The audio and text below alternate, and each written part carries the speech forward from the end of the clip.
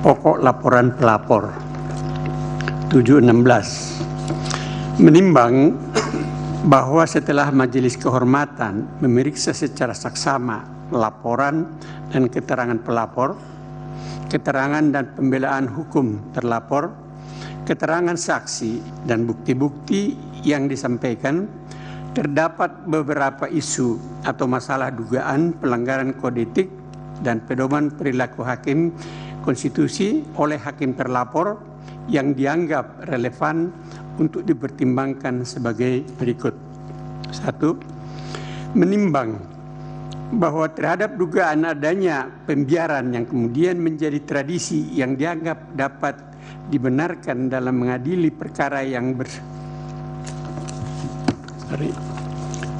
bersifat maupun tersurat, yang tersurat maupun tersirat, memuat potensi benturan kepentingan dengan dirinya sebagai hakim konstitusi. Majelis Kehormatan mempertimbangkan sebagai berikut. Bahwa terhadap dugaan ini dalam riwayat penanganan perkara penguji undang-undang sejak berdirinya Mahkamah Konstitusi telah ada beberapa perkara yang memuat pengujian undang-undang atau norma yang berkenaan dengan Mahkamah Konstitusi, baik berkenaan dengan kewenangan lembaga maupun berkenaan dengan kepentingan jabatan hakim konstitusi. Di antara putusan yang telah dijatuhkan Mahkamah Konstitusi dalam persoalan pengujian norma berkenaan dengan dirinya sendiri adalah putusan nomor 49 tahun 2011 dan putusan nomor 96 tahun 2020. Dalam keterangan yang diperoleh Majelis Kehormatan, selama proses pemeriksaan persidangan terdapat fakta bahwa di antara pertimbangan dalam memutus terdapat variabel pertimbangan yang berpotensi munculnya benturan kepentingan. Sebagai ilustrasi, pada pertimbangan putusan nomor 96 2020 ada benturan kepentingan masa jabatan hakim konstitusi dan masa jabatan ketua dan wakil ketua Mahkamah Konstitusi. Pertimbangan ini merupakan contoh dan adanya tradisi bahwa memeriksa perkara yang berpotensi munculnya benturan kepentingan tidak dilakukan secara hati-hati dengan konstruksi argumentasi yang meyakinkan, dengan tanpa bermaksud untuk menilai putusan Mahkamah Konstitusi. Majelis Kehormatan menilai bahwa telah terbangun tradisi untuk menguji norma, padahal sebaliknya terkandung muatan kepentingan yang bisa memberi manfaat bagi keuntungan pribadi. Pada puncaknya adalah potensi benturan kepentingan yang melibatkan Ketua Mahkamah Konstitusi dengan penanganan perkara nomor 90 2023. Peristiwa hukum sebagaimana terjadi di atas tentunya tidak akan terjadi seandainya setiap hakim konstitusi memiliki rasa sensibilitas yang tinggi dan waspada terhadap satu benturan kepentingan. Selain itu, hilangnya budaya saling mengingatkan di antara sesama hakim apabila memang dirasakan adanya benturan kepentingan salah satu hakim berpotensi terlibat benturan kepentingan menjadi persoalan tersendiri. Praktek pelanggaran benturan kepentingan sudah merupakan kebiasaan yang dianggap sebagai suatu yang wajar. Karena para hakim konstitusi secara bersama-sama membiarkan terjadinya pelanggaran kode etik dan perilaku hakim konstitusi yang nyata tanpa kesungguhan untuk saling ingat mengingatkan.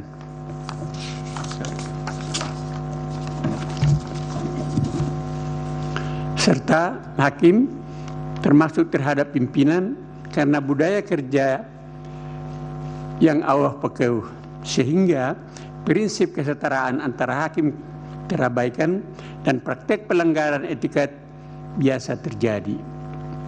Dengan demikian, para hakim terlapor secara bersama-sama terbuka melanggar Sabta Kirida Utama, terbukti melanggar Sabta Husada Utama, prinsip kesetaraan dan kesopanan, penerapan angka 1. 2. Menimbang bahwa terhadap temuan Majelis Kehormatan terhadap adanya kebocoran informasi dalam rapat permusyawaratan hakim yang bersifat rahasia, Majelis Kehormatan mempertimbangkan sebagai berikut. Bahwa selain menerima laporan dari pelapor dari pelapor, Majelis Kehormatan juga memeriksa temuan berupa kebocoran informasi dalam persidangan. Rapat permusyawaratan hakim yang tertutup sebagaimana ketentuan pasal 40 ayat 1 Undang-Undang Nomor 24 Tahun 2003 tentang Mahkamah Konstitusi sebagaimana diubah terakhir oleh Undang-Undang Nomor 7 Tahun 2020 tentang perubahan ketiga atas Undang-Undang Nomor 24 Tahun 2003 tentang Mahkamah Konstitusi yang menyatakan sidang Mahkamah Konstitusi bersifat terbuka kecuali rapat permusyawaratan hakim. Oleh karena itu, tidak semua orang dapat turut serta dalam RPH. Hanya 9 orang hakim konstitusi, pejabat kepanitraan, dan staf pendukung yang ditunjuk serta disumpah yang memiliki akses mengikuti RPH. Namun mengapa informasi mengenai pengambilan keputusan perkara nomor 90/2023 secara rinci dapat diketahui dan dipublis di media? Apakah kebocoran informasi dimaksud dilakukan oleh hakim atau oleh pejabat dan staf pendukung RPH? Kebocoran ini diuraikan secara jelas dan terungkap dalam pemberitaan di majalah Tempo yang berjudul Skandal Mahkamah Keluarga tanggal 22 Oktober 2023 tentang beberapa hari perkara nomor 90 tahun 2003 diputus. Majalah Tempo mengurai secara rinci dan jelas peristiwa apa yang terjadi dalam rapat permusyawaratan hakim saat para hakim memutus perkara nomor 90 tahun 2003 yang berdasarkan keterangan majalah Tempo. Informasi diperoleh dari 2 narasumber yang salah satunya petugas MK.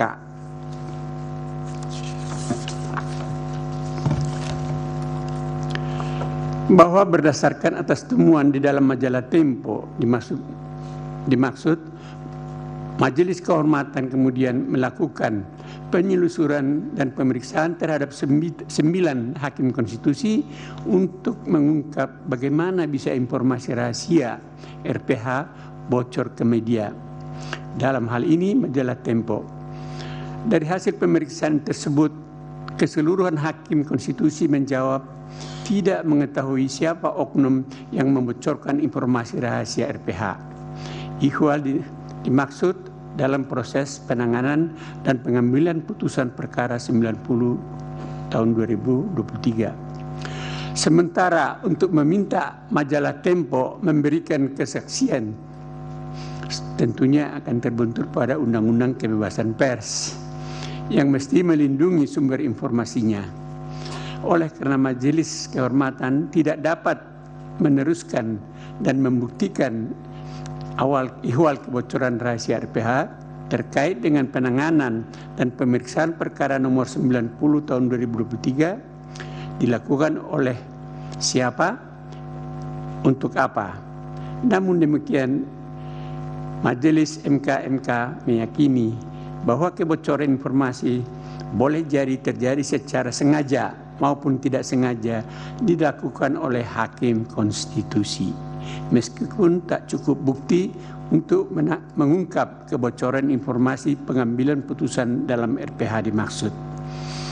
Akan tetapi perkara kolektif hakim konstitusi dianggap memiliki kewajiban hukum dan moral untuk menjaga agar informasi rahasia yang dibahas dalam RPH tidak bocor keluar.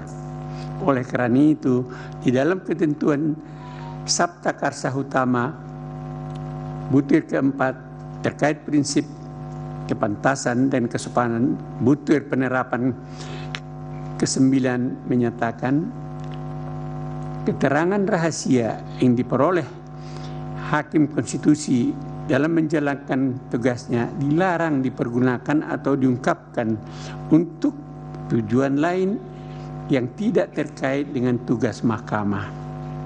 Dengan demikian, berkaitan dengan isu kebocoran informasi RPH, ke-9 orang hakim konstitusi secara kolektif bertanggung jawab dan harus menjaga agar informasi rahasia yang dibahas dalam forum RPH tidak keluar, sehingga berpotensi disalahgunakan oleh oknum yang tidak bertanggung jawab. Dengan begitu, menurut Majelis Kehormatan, ke-9 orang hakim konstitusi dianggap telah melanggar prinsip kepantasan dan kesopanan, khususnya butir penerapan 9.